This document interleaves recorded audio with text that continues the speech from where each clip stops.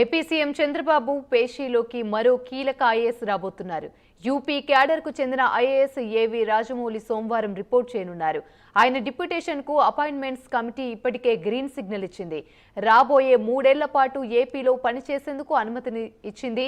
కొత్త ప్రభుత్వం ఏర్పడిన వెంటనే ఏవి రాజమౌళిని తమకు కేటాయించాలంటూ డీఓపీటీకి యూపీ ప్రభుత్వానికి రాష్ట్ర ప్రభుత్వం లేఖ రాసింది. దీంతో కేంద్రం ఆయన్ని డిప్యూటేషన్ పై పంపించేందుకు అంగీకరించింది.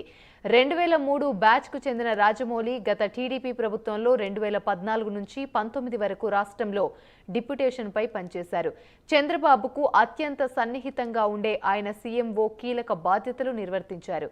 ఇప్పుడు కూడా ఆయన సీఎంఓలోనే విధులు నిర్వహించనున్నారు. ఆయన రాకతో సీఎంఓ అధికారుల సంఖ్య 4కు పెరిగింది.